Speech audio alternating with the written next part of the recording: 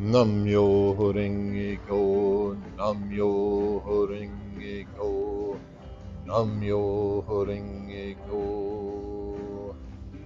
So Jack, I was reading about the four sufferings. Do you know anything about that? Yeah, a little bit. They call them the four universal sufferings because we all experience them. What are they again? Yeah, let's see. So it's birth, aging, sickness, and death. Generally speaking, they're referring to the impermanence of our lives. A lot of times you'll hear that we should change the four sufferings into the four virtues. Oh, what are those? You really put me to the test today, Jimmy.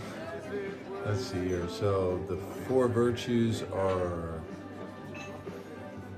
eternity, true self, happiness, and purity. I'm not sure if I got the order right, but those are the four virtues. It seems kind of complicated. How does it all work? Well, it sounds kind of complicated, I guess, but it's really not. It's just another way to look at a lot of the same things that you and I have already talked about. Oh, well, in that case, please continue. Don't mind if I do. So, well, you know, it's all about connecting to our eternal self, our greater self.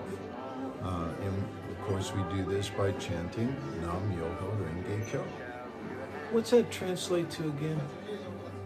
It translates to devotion to the mystic law of cause and effect through sound or vibration. So when we chant Myoho Renge Kyo and we connect to our eternal self or our greater self, or in terms of the four virtues, our true self. I don't quite follow you. Well, in Buddhism, we talk about our greater self and our lesser self. Our one aspect of our lesser selves is it's the self that is born, grows old, and dies. Our eternal self, or our true self, our Buddha nature we call it, is the self that is basically the life of the universe, which is eternal, and it's pulsating with dynamic, creative energy. Oh, okay, that sounds really good. Now, you said that you could transform the four sufferings into the four virtues? Right, so as human beings, we tend to base our happiness on things that are constantly changing. They're impermanent. Like everything that we have, everything that we are, is constantly changing.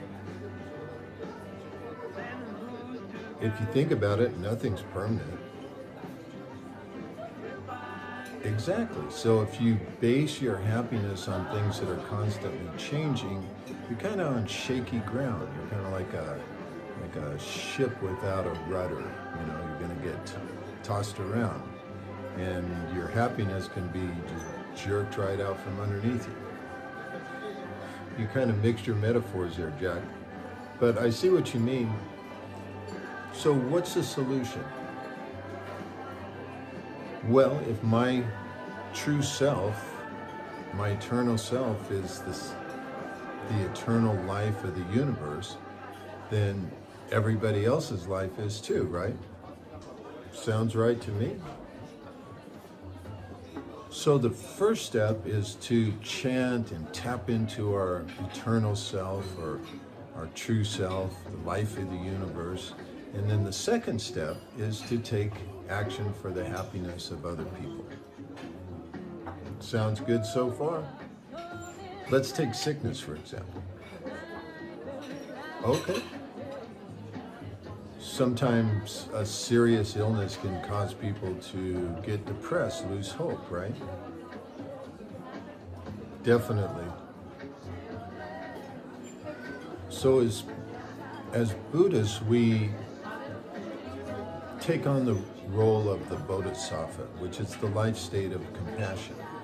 So we would, first of all, we would chant to somehow create value out of our sickness. And you can do it. A lot of times people will decide to make major life changes with their diet and exercise based on the fact that they got sick. So it can be a catalyst for a major change. And sometimes sickness can help people realign their priorities. You know, getting down to the nitty-gritty, really realizing that life is short and you got to make the most out of every minute. You know, things like that. Okay. Now you said that's number one. What's number two? Right. So number two is what we call changing karma into mission. Okay. Now you lost me. Okay, let's say that somebody has a life-threatening illness, like cancer. So they chant to keep their spirits high and their life force strong and to overcome the cancer, to show actual proof of their Buddhist practice. That's called changing karma into mission.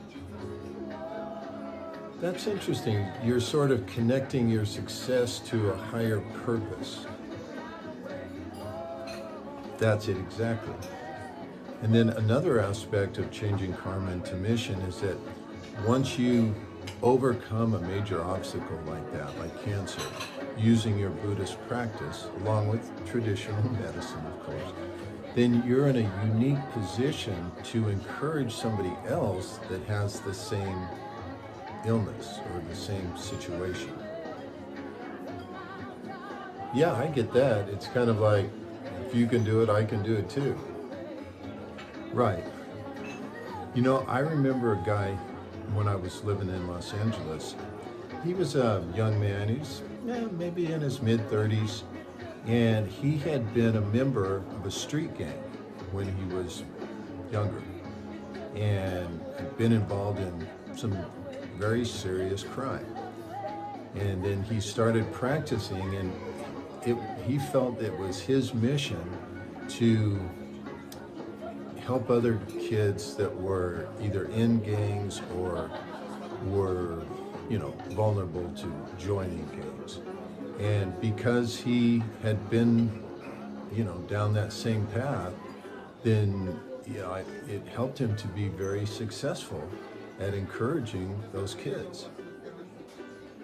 I can see that. I mean, they're probably gonna only listen to somebody that's been down that same path. So what we're doing is we're purifying our lives of, I guess what you could call like a narrow egoism. And we're basing our happiness on not only accomplishing our own goals, but helping other people do the same by practicing Buddhism. It kind of seems like as Buddhists, we're striving for the same things that everybody else is. We're just not basing our happiness on things that are bound to change. That's right. And you said that if we base our happiness on our connection to our higher self or greater self, you said, and what did you say? The dynamic life of the universe. I like the way you put that. Anyway, but you said if we do that, then our happiness is going to be on firmer ground, right? Yeah, we call it connecting to our Buddha nature or our Buddhahood. But you got it, Jimmy. And when we show other people how to become happy using the Buddhist practice, then we really put our happiness into high gear. Nice. Myoho Renge Kyo, Myoho Renge Kyo, Myoho